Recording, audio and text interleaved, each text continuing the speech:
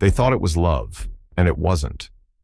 She was never told no, so she grew up believing she could never be wrong, until life said no, and it didn't whisper, it took everything.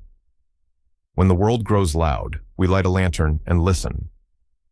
This is Ozzy's Moonlight Tale. Abeni grew up in a home full of love, but empty of limits. She was intelligent, confident, bold, the kind of child people admired quickly. But beneath that confidence was something dangerous. She never learned responsibility. If something broke, it wasn't her fault. If she lied, she denied it without hesitation. If she hurt someone, she walked away like nothing happened.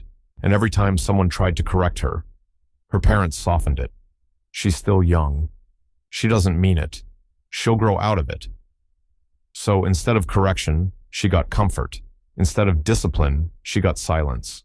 And silence doesn't fix behavior, it grows it. As she grew older, so did the consequences. In school, she didn't just question authority. She rejected it. Rules felt optional.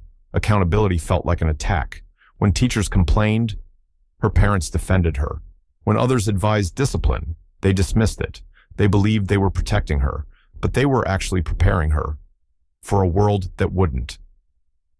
Abeni had mastered one thing, avoiding responsibility. Nothing was ever her fault. Not her grades, not her behavior, not her actions. It was always the teacher, the friend, the system, someone else. Because she had never learned the one truth that shapes a life. Actions have consequences. Then adulthood came, quietly, but it hit loudly. Her first job didn't last. She argued with her manager, rejected feedback, blamed her coworkers. "They're the problem," she said. The job ended. The next one didn't last either. Same pattern, different place. And slowly, that same pattern followed her everywhere, even into relationships. At first, she was magnetic, confident, charming, strong. But over time, cracks appeared. She couldn't apologize, couldn't admit fault, couldn't reflect. Every disagreement became a fight. Every correction felt like an attack. Until one day, someone told her, "You don't listen, you just defend yourself." And then they left, and others followed, for the first time in her life. No one defended her. No one softened the truth. No one explained things gently. Just reality.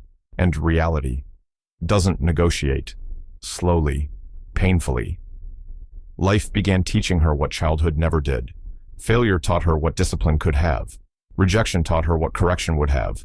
Loneliness taught her what guidance should have. But life is a harsh teacher. It doesn't correct with love. It corrects with consequences.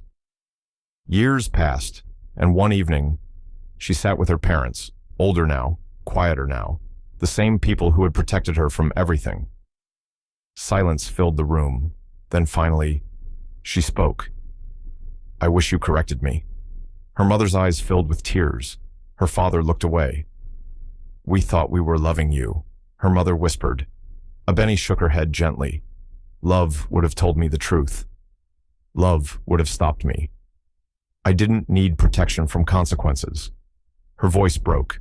"I needed preparation for them." Lesson.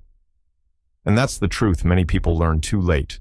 Love is not always soft. Love is not always comfortable. Sometimes love says no.